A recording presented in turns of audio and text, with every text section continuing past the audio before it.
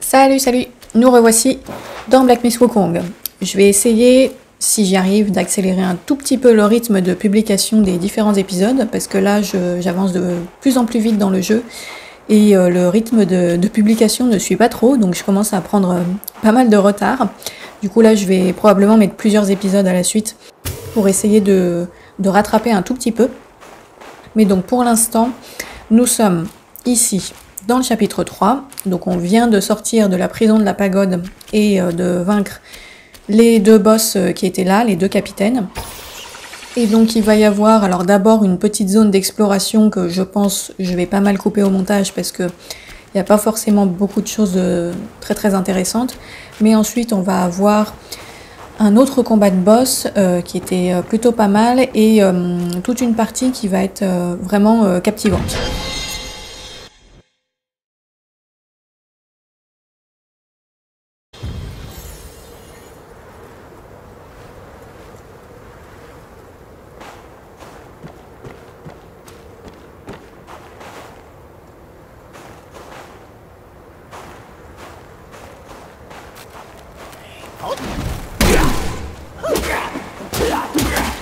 Ce que j'ai remarqué dans ce chapitre, c'est qu'on a vraiment un mélange de couloirs et d'exploration en fait. Il y a certaines zones qui sont très couloirs et d'autres qui au contraire sont beaucoup plus étendues. Donc on est, je dirais presque qu'on est comme dans un semi-monde ouvert. C'est pas exactement ça, mais voilà, il y a des zones où ça se rapproche du monde ouvert parce que c'est vraiment assez grand et il y a pas mal de choses à chercher partout. Et par contre, on a aussi d'autres moments où c'est clairement beaucoup plus restreint, avec des passages très linéaires. Et ça alterne un petit peu entre les deux. Et voilà, sur le chapitre 3, ça commence à s'ouvrir un petit peu. Et je crois que par la suite, ça s'ouvre de plus en plus jusqu'au chapitre 6, qui paraît-il est assez grand. Mais voilà, on a cette sorte d'alternance dans ce jeu, entre linéarité et exploration.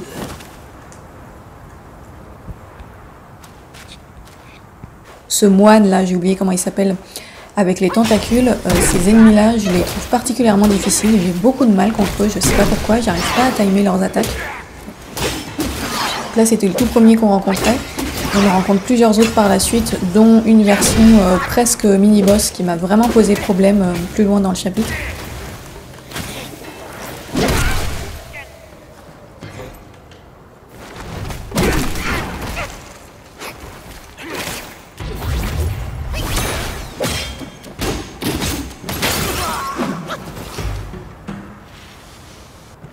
Là, j'ai remarqué que depuis le chapitre 3, on a beaucoup plus de petites flammes de volonté qui sont comme ça en suspension dans l'air, qui nous sont offertes. Et dans le chapitre 4, j'ai l'impression qu'il y en a encore plus. Donc, c'est comme si le jeu nous proposait plus de possibilités d'augmenter notre niveau pour nous préparer au boss qui arrive. Alors bon, c'est pas miraculeux, hein, parce qu'il faut récupérer pas mal de volonté avant de pouvoir prendre un niveau supplémentaire. Mais j'ai remarqué qu'on nous en donne plus, et même toutes les statues gelées, là, quand on les casse, ça nous donne de la volonté aussi, et il y en a beaucoup. Donc, du coup, je trouve ça plutôt bien, parce que le niveau de difficulté augmente quand même relativement fort, mais le jeu nous donne quand même des moyens de nous améliorer un petit peu tout au long du chemin. Donc c'est plutôt bienvenu.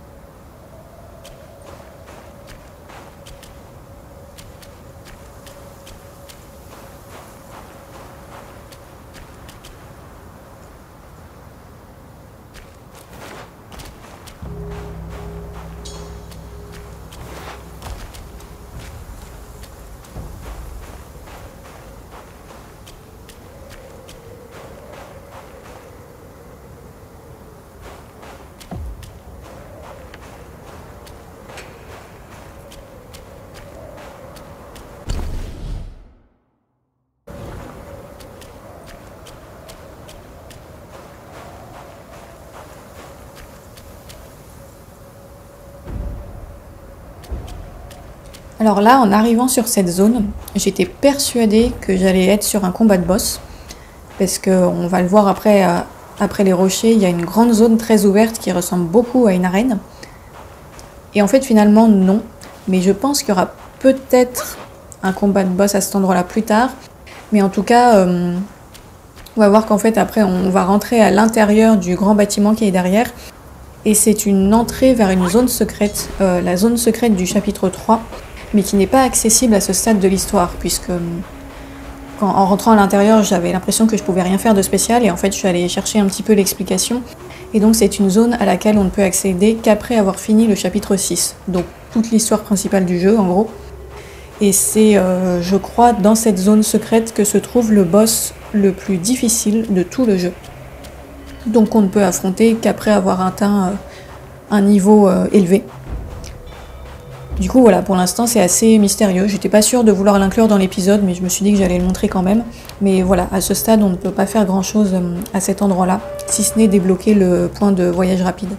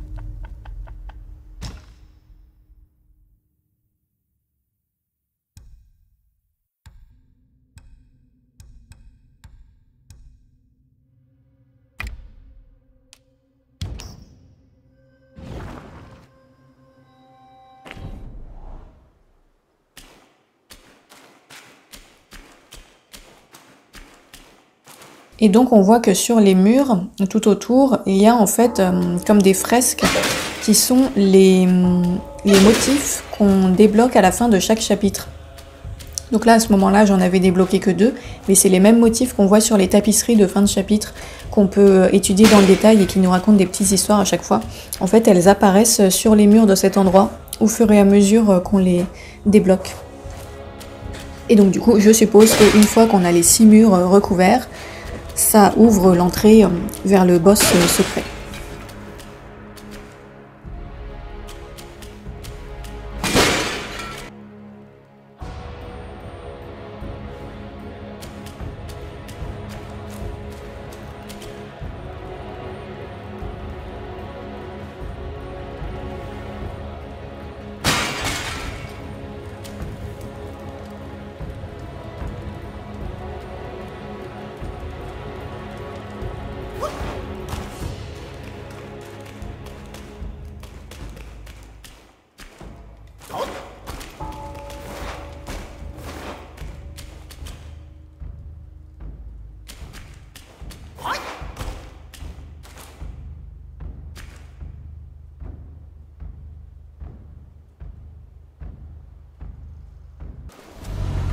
巧了巧了，天寒遇故友，夫复何求？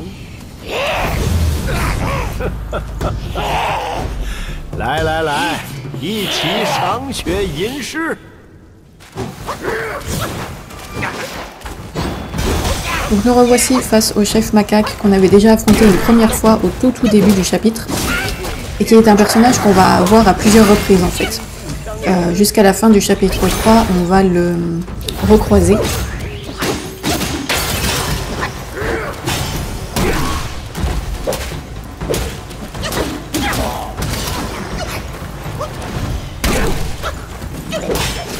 Et c'est un personnage en fait qui a une histoire assez intéressante qu'on découvre Au moment du combat de boss final de ce chapitre, on découvre en fait qui est ce personnage. Alors c'est dit de façon assez énigmatique, mais c'est un personnage qui a plus d'importance qu'on pourrait le croire au premier abord.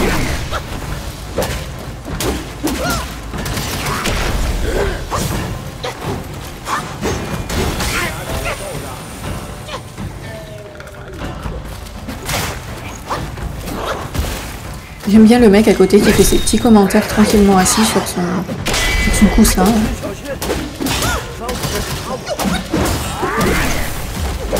J'aime bien l'humour qui a été ajouté dans ce jeu. Quand tu es en train de galérer le reste du temps, un petit peu d'humour, ça fait du bien, je dirais. Parce que j'ai l'impression que sinon c'est pas trop le cas dans les autres, enfin dans les soul games. Les soul games purs, je dirais, j'ai l'impression qu'il n'y a pas du tout d'humour, genre vraiment vraiment pas.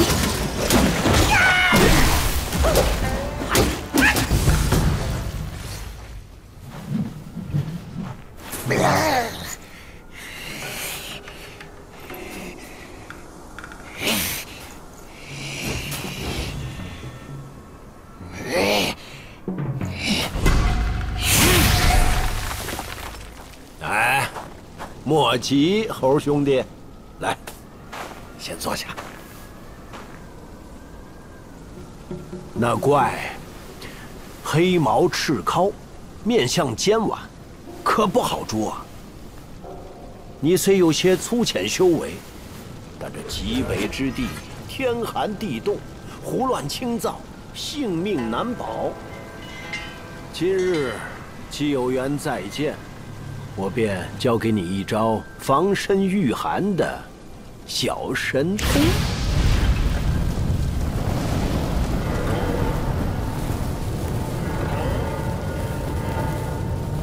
我非一般人，此非一般火。以后无论伤了、累了、冷了，就用棒子在地上画个圈儿，凭他什么虎豹狼虫、妖魔鬼怪，哼，拒莫敢近。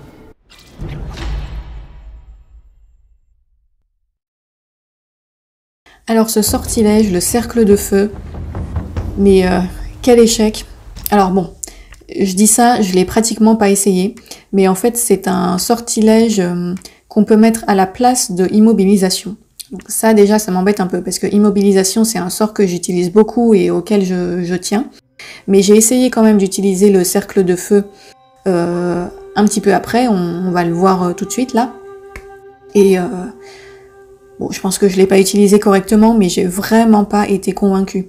En fait, au début, je croyais que c'était vraiment un cercle de protection et que les ennemis ne pouvaient pas nous attaquer pendant qu'on était à l'intérieur du cercle. Donc j'étais allée me mettre dedans, genre bon ça va, je suis tranquille, et en fait non, les ennemis peuvent complètement t'attaquer pendant que t'es à l'intérieur. Et ouais bon, on va le voir, mais ouais, j'ai pas été convaincue. Bon, c'est sans doute parce que je le maîtrise pas, mais j'avoue que je l'ai jamais réessayé après ça. Parce que comparé à immobilisation, enfin pour moi il n'y avait pas photo quoi. Immobilisation me semble vraiment beaucoup plus pratique. En tout cas par rapport à la façon dont je joue. Cercle de feu, ouais, je sais pas. Peut-être que je le réessayerai plus tard. Mais là actuellement, j'ai du mal à en voir vraiment l'intérêt.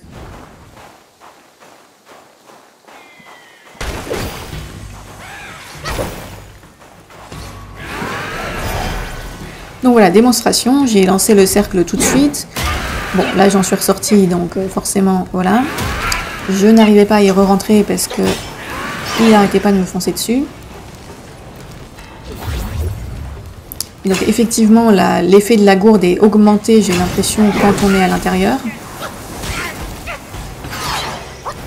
Mais en fait, comme il continuait à m'attaquer pendant que j'étais dedans, ce à quoi je ne m'attendais pas, bah, ça m'a complètement perturbée. Alors bon, il faut dire aussi que lui, c'était un ennemi particulièrement difficile.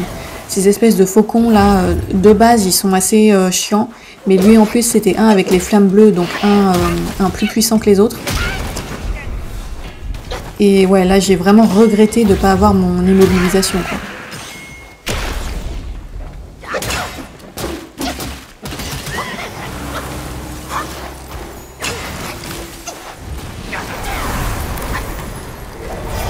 Donc voilà, là j'ai réessayé le cercle en pensant que le froid ne pouvait pas m'atteindre à l'intérieur, sauf qu'en fait si. Donc je me suis fait exploser parce que j'ai cru que j'étais à l'abri du froid, comme le monsieur avait l'air de nous le suggérer quand même, et en fait pas du tout. Donc voilà, suite à ça, je suis retournée à l'hôtel, j'ai rechangé mes sorts, je me suis remis immobilisation, et je n'ai plus jamais essayé le cercle de feu. Bon, alors je me suis remis immobilisation, c'est juste dommage que je l'ai bloqué en l'air où je ne pouvais pas le frapper. Donc là, comme vous le constatez, j'ai sorti le sort de multiplicité, le fameux, parce que il m'avait saoulé pendant ma première tentative. Enfin, ça m'avait énervé d'avoir perdu contre ce mec après m'être emmêlé sur ces histoires de sorts. Donc là, j'avais pas envie d'y passer 3 heures. Donc j'ai sorti l'attaque des clones. Et vous voyez que ça a même pas été suffisant.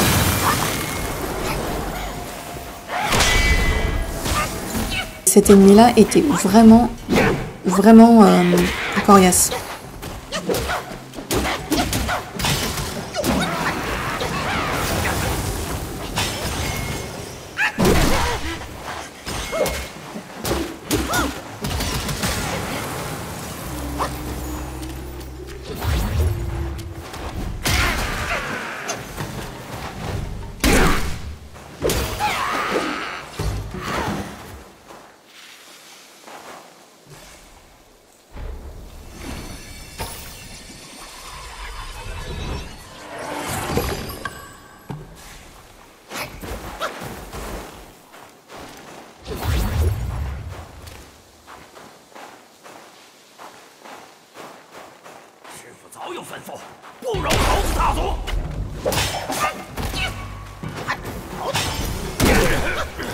Ça, c'était un passage quand même un petit peu difficile parce que le faucon juste avant il était super dur et cet ennemi là, bon, il est beaucoup moins redoutable mais il peut quand même faire assez mal, donc mettre les deux à la suite c'était un peu costaud je trouve. Donc encore un moine à tentacules. Cette zone là avait des ennemis particulièrement relous. Je sais pas ce qui se passait dans ce coin de montagne mais le faucon puis le guerrier puis lui juste derrière là c'était... Ça m'a un petit peu fatiguée, je dois dire. Ah oui, et donc ça c'est une nouvelle transformation. Je crois que je ne l'ai pas inclus dans la vidéo précédente. Mais en fait, une fois qu'on arrive à vaincre le capitaine Lotus Vision, qui est le dernier boss que j'ai affronté dans l'épisode précédent, on peut ouvrir les cellules de la prison qui avaient des sceaux magiques violets. Et à l'intérieur d'une de ces cellules, il y a un personnage à qui on peut aller parler. Et dans cette cellule, il y a un nouveau sortilège, enfin une nouvelle transformation qu'on peut acquérir, qui est celle de ce rat géant à 2 têtes, une transformation avec des attaques de type feu.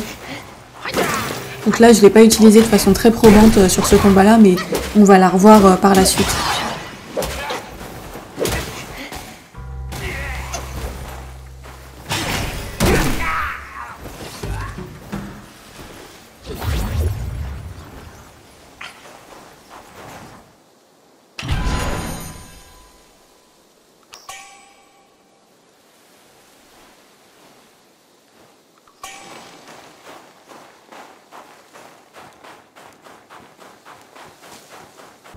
Bon, donc là on approche de la zone d'un des boss principaux du chapitre 3 et c'est un personnage en fait qu'on a déjà croisé lors d'un combat de boss précédent mais je n'en dis pas plus.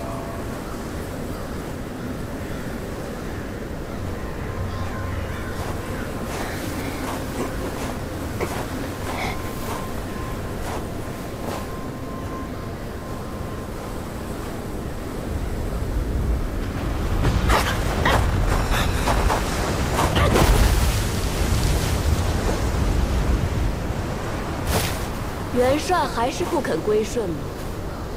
再忍1时3刻，怕是就要化为脓血了。好妹妹，里面凉快得很呐，就等你进来与我一起双修了。元帅说笑了。你若放下执念，我自然会劝师傅放了你，到时便可同修大道。哎，我可消受不起。看来那老贼得了师兄的玩意儿，果然功力大涨，连你这东监小官都被训得服服帖帖。不过听这动静，天命人已平了塔下的惊恐。好妹妹，估着这金疙瘩要等不到你师傅来开喽。这金挠是祖师爷的法宝，小小天命人，如何破得了？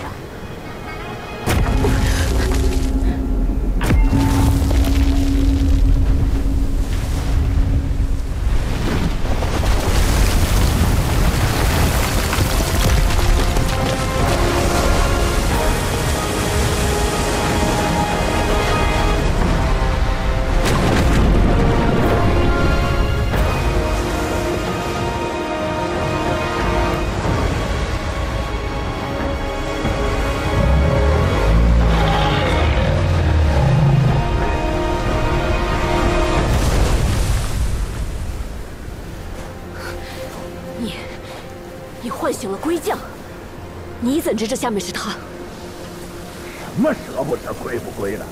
刚刚闻到一股骚味，这味道好生亲切，忍不住敲锣迎接。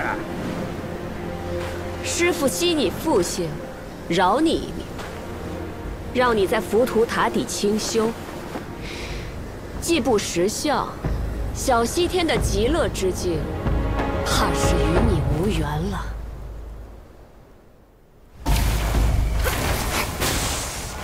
Il y a beaucoup de personnages qui viennent de la cour divine céleste, visiblement. Je sais pas trop expliquer le pourquoi du comment, mais il faut vraiment aller dans le journal, en fait, dans le codex, pour découvrir leur histoire. Ce personnage-là, son histoire est racontée dans le journal.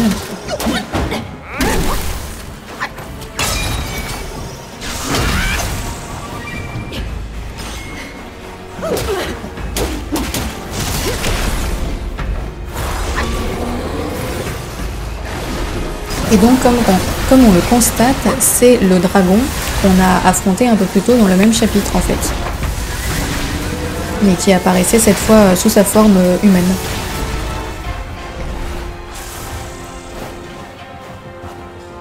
Au départ, je pensais qu'on l'avait tué, et en fait, non, visiblement, quand on l'affronte une première fois sous forme draconique sur le lac, je pense qu'elle était simplement assommée.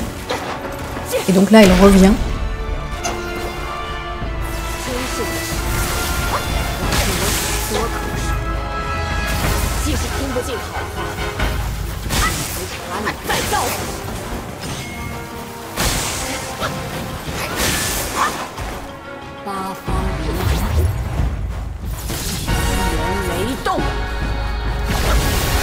Et donc on remarque que c'est un peu finalement comme lors du premier combat contre elle, c'est qu'elle reste beaucoup en l'air. Et tant qu'elle est en l'air, c'est à peu près impossible de la frapper. Cependant, j'ai trouvé qu'ici c'était quand même plus simple de la toucher par rapport au premier combat où elle était sous forme de dragon.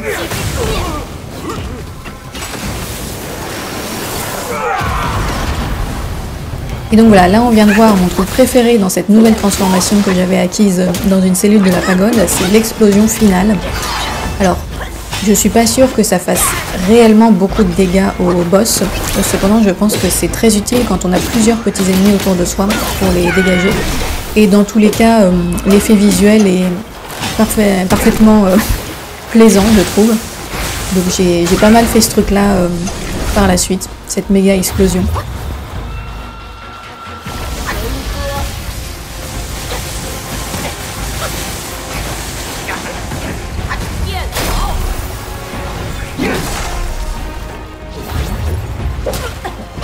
Et donc ce qui est bien avec ce boss là, je dirais, c'est que quand elle fait, après avoir fait une très grosse attaque de zone, elle a vraiment plusieurs secondes durant lesquelles elle est fatiguée et elle bouge plus. Donc ça laisse des bonnes opportunités d'attaque.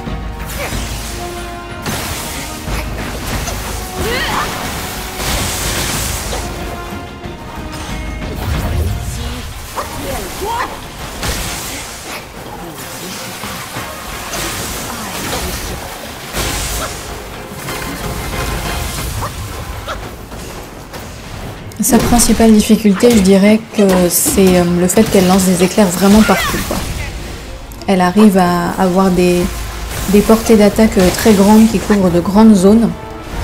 Et les attaques de foudre sont quand même assez violentes. Donc faut faire un petit peu attention à ça. Mais sinon, je l'ai pas trouvé particulièrement difficile. Elle prend pas mal de dégâts en fait. Chaque coup lui fait perdre pas mal de vie. Elle est pas très résistante.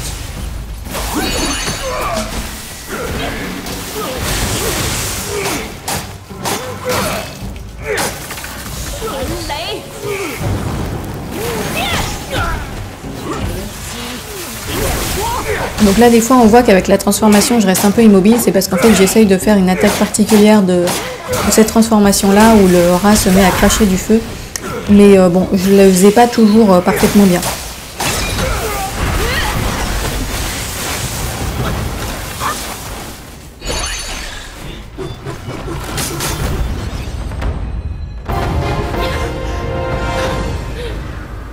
En tout cas c'est un personnage qui est très beau je trouve. 师傅果没说错，猴子最是冥顽，倒也无妨。这金脑已休想打开。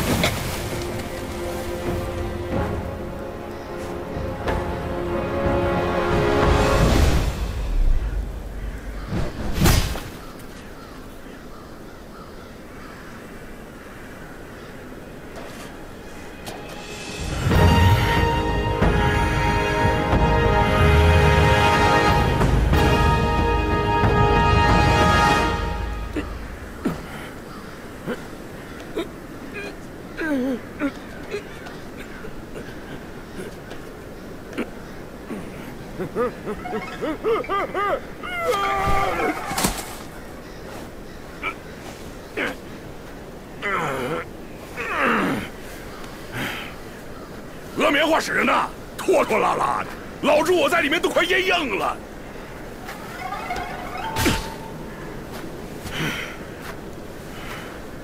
让开让开！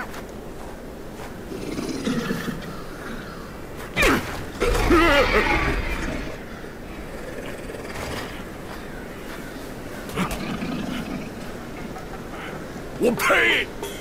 人不人鬼不鬼的婆娘，不想想当年在天上，我几时拿正眼看过她？嗨，又是这模样，毛脸毛眼，尖嘴缩腮，全仗着命大。又是个哑巴。算了算了，正事要紧。这只老龟，我倒有几分交情。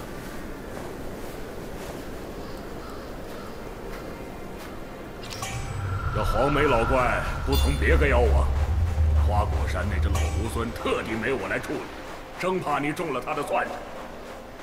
他和我说，只要凑齐6根，便能救活大师兄。哼，我且信他一回。我先去叙叙旧，你四处查看一番。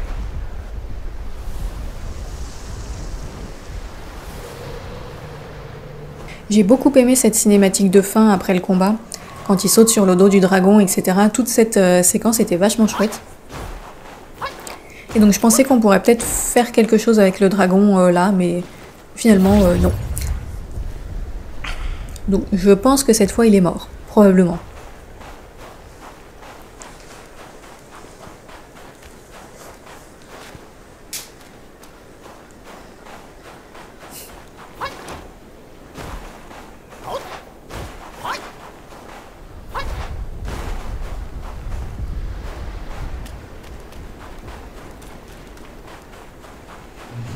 Et donc là, on est en fait sur la carapace de la tortue géante.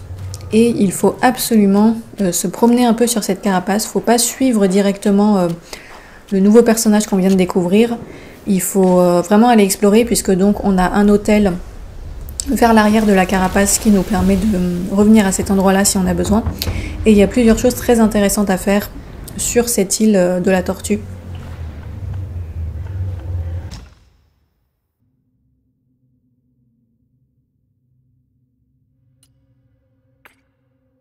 Donc là, ce combat de boss là nous permet de débloquer la nouvelle armure, la tunique martiale en écaille de longue, qui est vraiment pas mal, qui donne une résistance contre le choc, donc les dégâts de foudre quand on porte les différents éléments ensemble, ce qui est plutôt pratique. Et en plus, je la trouve vraiment très très belle. C'est une tenue que j'ai gardée pendant assez longtemps. Et je pense que c'est celle que j'ai trouvée la plus jolie depuis le début du jeu là pour l'instant.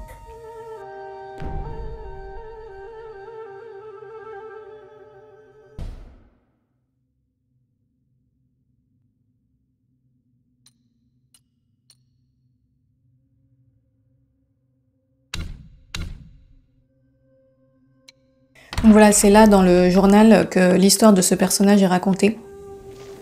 Et donc comme je disais, je l'ai déjà dit plusieurs fois, mais c'est vraiment intéressant d'aller regarder ce journal. Bon, je lis pas tout parce qu'il y a vraiment énormément de contenu.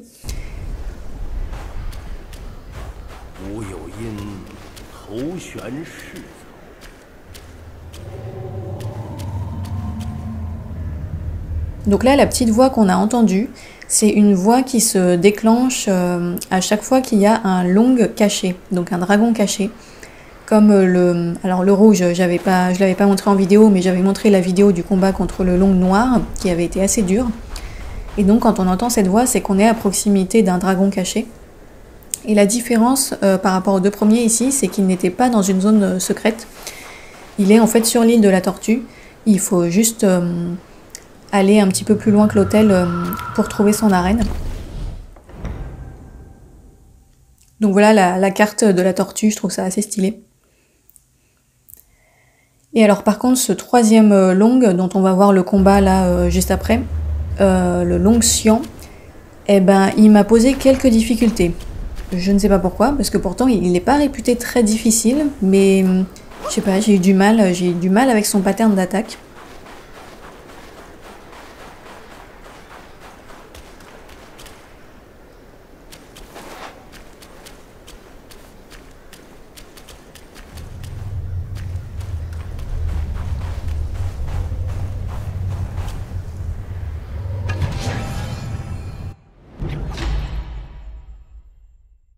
Voilà, ça c'est juste pour montrer qu'il y a des trucs très intéressants à récupérer sur la carapace de cette tortue, donc il faut bien faire tout le tour. Après le reste c'est des petits ennemis random, bon là je vais un peu couper au montage parce que ça c'était pas forcément le plus intéressant.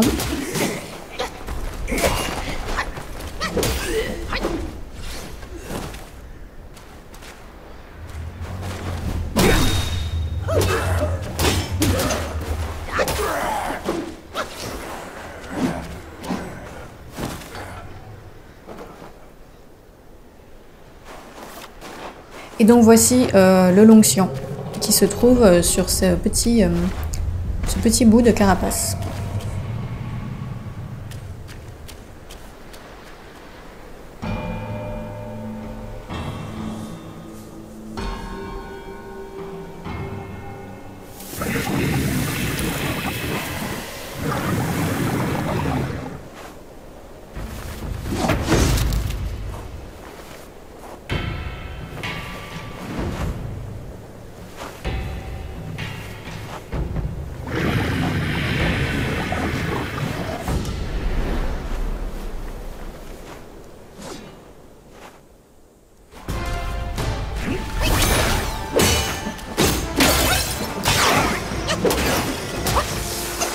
Donc c'est un ennemi de type foudre comme tous les longs, si je ne m'abuse. Je sais plus combien il y en a exactement, je sais plus s'il y en a seulement 4 ou s'il y en a plus. Bon en tout cas là j'en ai vaincu 4 et je crois que le dernier que j'ai fait c'était le tout dernier. Et donc voilà, ils ont des attaques de type foudre qui sont vraiment pénibles parce qu'en fait elles infligent l'état de choc et quand on est en état de choc, les dégâts qu'on prend sont augmentés en fait. Donc la santé est très vite... descend très vite. Et c'est pour ça en fait que je me suis un peu losée sur les premières tentatives avec lui, c'est parce que je faisais pas très attention, je me prenais beaucoup d'états de choc. Après vous me direz, le combat juste avant c'était aussi des attaques de foudre et je m'en suis beaucoup mieux tirée. Donc je ne sais pas pourquoi celui-là j'ai eu autant de mal, il m'a fallu 7 tentatives. C'était quand même, c'est pas énormissime, mais bon, je pensais vraiment pas avoir besoin d'autant de temps. Mais je pense aussi que j'ai été un peu gênée par l'étroitesse de l'arène. C'est une arène vraiment petite. Et j'ai tendance à pas être très bonne dans les arènes de petite taille.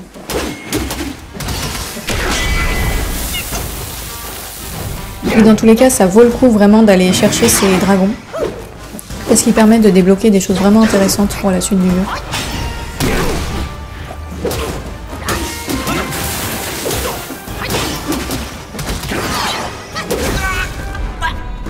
Alors par chance l'hôtel était juste à côté, donc on n'avait pas trop de chemin à faire pour revenir après les défaites. Et ouais, en fait on voit que cette explosion finale elle est très impressionnante visuellement, mais elle fait pas beaucoup de dégâts aux ennemis en fait.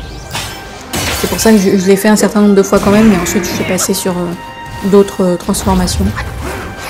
Parce que le problème de ce rat, c'est qu'il est vraiment assez lent, il n'est pas très maniable.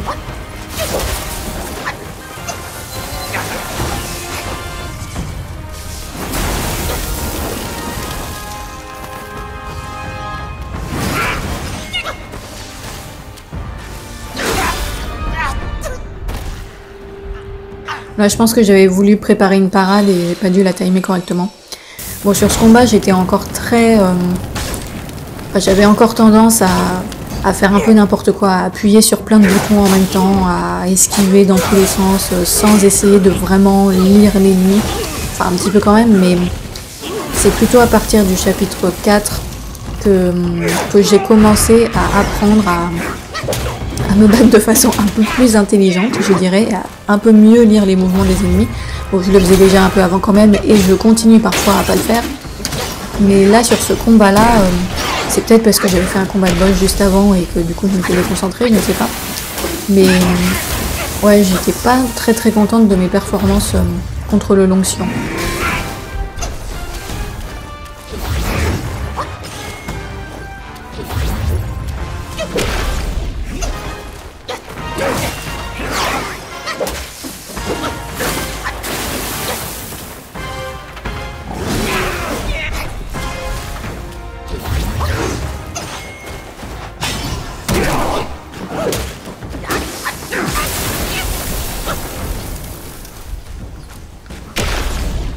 J'ai aussi la manie parfois de faire des rocs solides trop tôt. J'anticipe trop les mouvements de l'ennemi. Cependant, j'aime toujours beaucoup utiliser ce roc solide. Ça demande un apprentissage et être capable de bien timer. C'est plus difficile à utiliser que le mirage qu'on peut mettre au même emplacement. Soit on peut avoir le roc solide, soit on peut avoir le mirage. Le mirage, je dirais que c'est un peu le truc très facile à utiliser parce que ça te permet de vite te mettre hors de portée. C'est le truc qui rend invisible. Le roc solide, lui, c'est vraiment une parade, donc il faut bien la timer et ça peut... Enfin, on peut facilement se tromper avec. Cependant, je le trouve finalement plus intéressant et j'essaye de l'utiliser un maximum pour m'entraîner tout simplement, pour apprendre à l'utiliser de mieux en mieux. Parce que c'est vraiment satisfaisant quand on arrive à faire une bonne parade. Vous voyez là, on voit que les clones sont quand même vachement efficaces parce que les miens, je les ai pas du tout améliorés. Ils sont genre au niveau 1. Dans l'arbre de compétences, j'ai mis aucun point de compétence sur les clones, ou peut-être un seul, mais vraiment pas plus. Et ils ont quand même fait pas mal de dégâts. Donc c'est pour ça que je ne cherche pas actuellement à les améliorer, parce que je trouve que c'est presque un peu cheaté comme sortilège, quoi. Je crois que si tu améliores les clones au maximum, ils deviennent tellement puissants qu'ils limite ils défoncent les boss à ta place et t'as rien à faire. Et moi c'est pas ça que je recherche. Ça peut être très utile si tu es entouré de pas mal d'ennemis et que tu as juste envie de foncer et de pas t'embêter à te bagarrer contre tout le monde. Tu balances les clones et voilà, ils te dégagent un peu le chemin. Mais sur les combats de boss, avoir ces clones boostés au maximum, je trouve que ça enlève un petit peu du challenge au combat, à part peut-être contre des ennemis vraiment très puissants. Mais sinon, c'est vrai qu'à ce stade du jeu, en tout cas, donc là au chapitre 4, là où j'en suis pendant que je fais ce commentaire, je n'éprouve pas l'envie d'améliorer le sortilège des clones. Je préfère utiliser l'immobilisation, la parade et les transformations.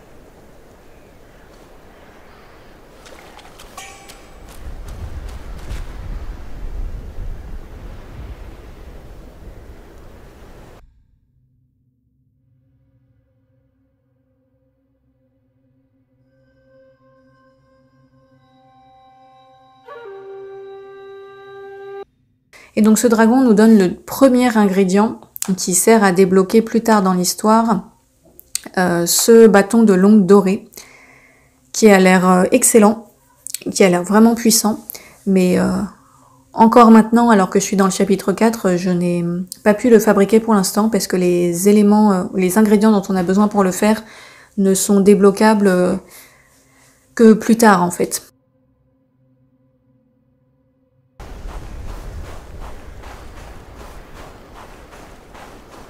满山满谷都是妖魔，凭你的本事，哼，怕不是没寻到黄眉老贼，就死在半路了。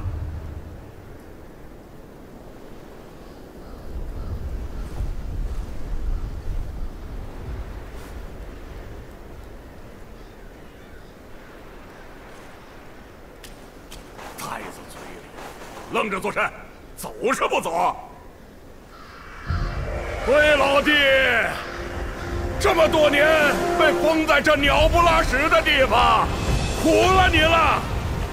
你放心，等靠岸了，我一定上去先砸了那小破庙，给你和蛇兄弟报仇。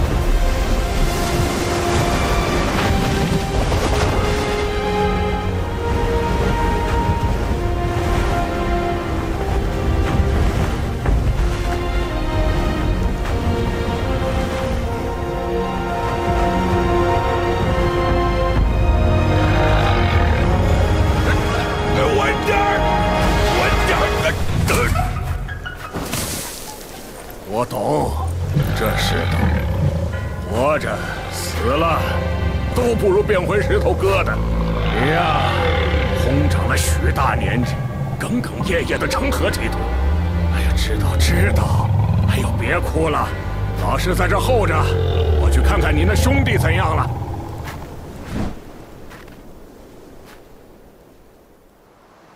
Donc nous voici en bas de la tortue géante, avec donc ce nouveau personnage Baiji qui va nous accompagner pendant un bon bout de temps.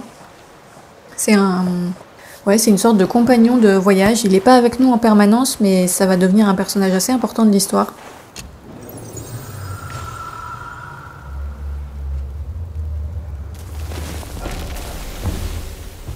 Et il me fait un peu penser à un personnage de God of War. Alors, son nom me revient plus là, mais c'est le... Alors, sans vouloir être désobligeante, c'est le petit nain bleu qui accompagne Kratos dans God of War Ragnarok.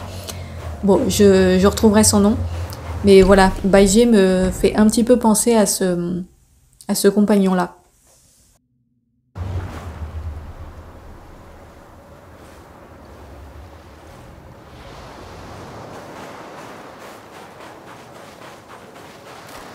Donc là sur ce territoire il y a encore une fois un petit peu d'exploration à faire, donc je vais pas tout montrer, il y a beaucoup d'ennemis random un petit peu partout.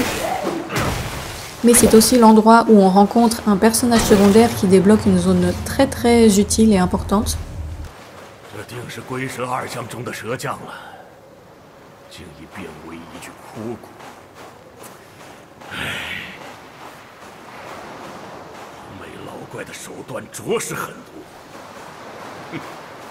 你这没本事的哑巴，去了也是送死。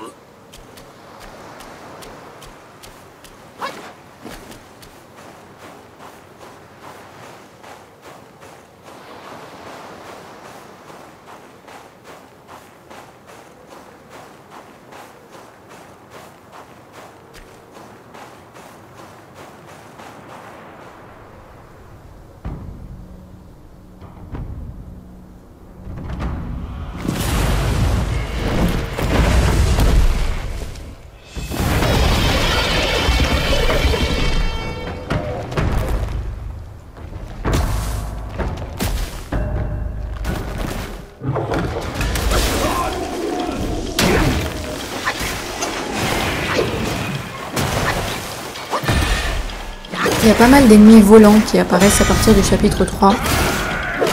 Ils sont un peu pénibles parce qu'ils sont difficiles à toucher quand ils sont en l'air.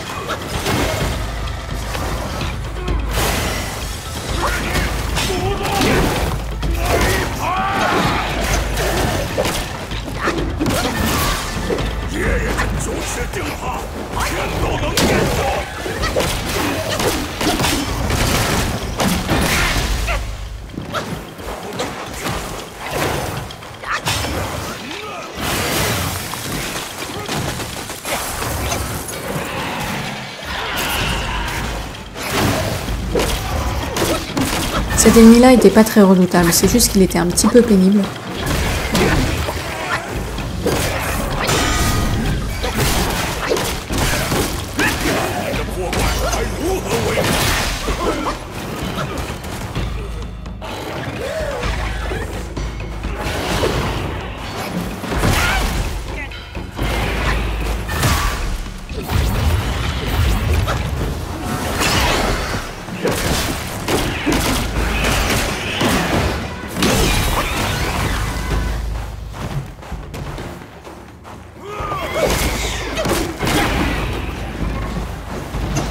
Et donc là, juste sur la fin, j'avais littéralement 1 ou 2 coups à lui mettre, il a décidé de ne plus toucher terre.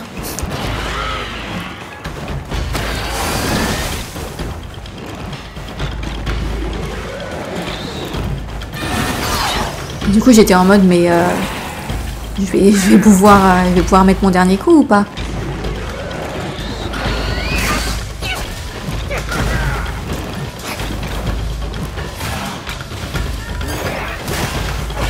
Victoire un peu orthodoxe, avec le tournoiement en contre-plongée.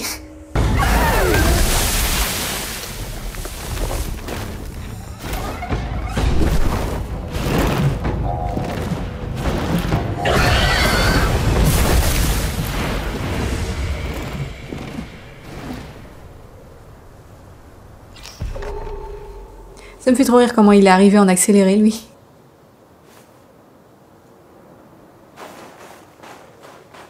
Et donc comme on le constate en bas à gauche de l'écran, j'ai tous mes points de concentration, mais à ce stade du jeu, je ne pensais pas trop à les utiliser. C'est quelque chose que j'ai commencé à apprendre dans le chapitre 4.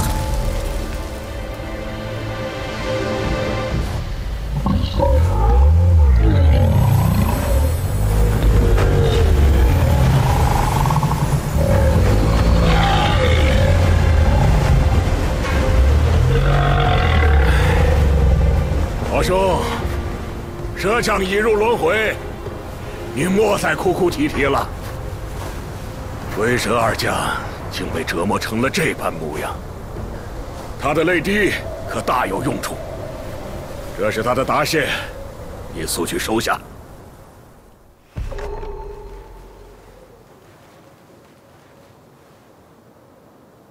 J'espère que cet épisode vous a plu et je vous dis à la prochaine. Salut!